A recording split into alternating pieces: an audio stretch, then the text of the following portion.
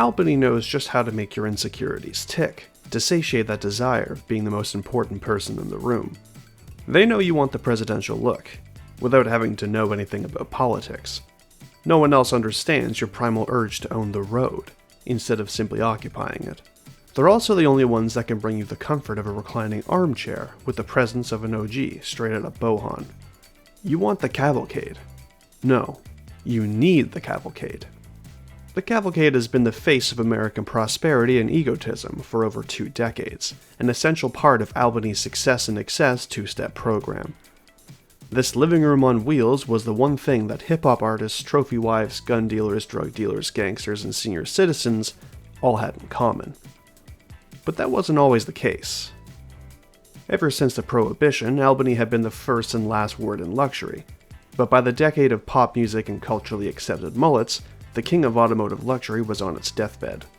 The 80s were a new era for a host of unknown infectious diseases like AIDS, trickle-down economies, and 24/7 news. Albany was also suffering from 2 separate illnesses: regulation and competition. Cars the length of a Dash and bus suddenly dropped out of style like an anvil. The market's democratic rule favored German luxury sedans with a focus on performance and technology. Somehow, Albany needed a second renaissance so they could get back to doing what they did best, stuffing inefficient engines into oversized vehicles. Enter the Cavalcade, the post-Y2K poster child of American consumer culture. Alongside the Presidente, the dynamic duo took the world by storm at the start of the 2000s. The Cavalcade escalated from SUV to lifestyle. Owning one meant you were uncompromising and larger than life itself. The gussied-up gas guzzler also became rap royalty. Any self-respecting hip-hop artist had a Cavalcade or 10. They became as commonplace in music videos as diamond grills and unregistered firearms. There were slight alterations between the debut design and the model refresh, like bespoke wheels and accented mirrors. But the enormous V8 diesel engine, flimsy plastics, and numb handling all became mainstays in Albany's premier attraction. The interior of Success came standard in a darkened gray hue of plastic sun-dried disappointment. The Cavalcade's entourage of loose knobs, jingling trim, and mushy buttons showcased the very best of corporate cost-cutting. The luxury SUV is more than capable of seating 4 comfortably. 5 if you don't mind straddling the transmission. When it comes to rear cargo space, it's self-evident that the Cavalcade has a pickup truck lineage. More on that in a second. It's also the perfect place to install subwoofers with enough power to liquefy the organs of a small animal. But wait just a second. Did somebody say luxury pickup? No? Oh, okay. Finally, a truck that shows the rest of the U-Tool contractors that you're just like them, only richer. Not like you'll be fitting drywall in here anyways. Albany's executives must have been extra strung out at the board meeting when they decided to greenlight the FXT. It seems as though the Cavalcade's pickup brother caught on the same way that ironic phrases and genital herpes do. People let their guard down once, and then it's everywhere.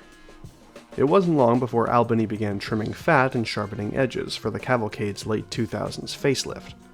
The side edges were smoothed out, the fascia and grille updated, and most notably the head and taillights were redesigned and shrouded in LED technology. Fancy. But beneath all the cosmetics and plastic, the Cavalcade was virtually unchanged, which makes it pretty much on par with the Vinewood celebrity driving it. The engine remained a beast of boredom, while the interior kept that authentic, devoid-of-life look from the previous years. However, roof racking now came as standard, so there's that. Take your pick, because both of these are nearly identical when it comes to speed and performance. Until now.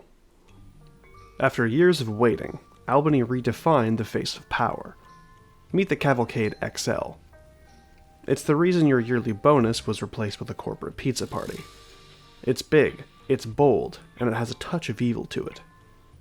Everything from its imposing headlights, bulky presence, and towering ride height makes the Landstalker look soft. Instead of buying a new baller or a dubsta, you wanted everyone to know you didn't do it for the quality. You did it for the spectacle.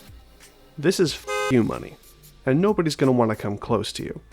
The XL makes leaps and strides when it comes to improvements over its predecessors, featuring a familiar yet modernized interior and a gargantuan gas-powered V8, leaving the diesel days of the Cavalcade in the rearview mirror, and it's also the latest victim in the moonroof trend. Despite its name, the XL model brought the Cavalcade no closer to usurping its longer cousin as the rectangle of choice for presidential motorcades. But rest assured, if you ever find yourself being pursued by 3 black Cavalcades, consider yourself disappeared.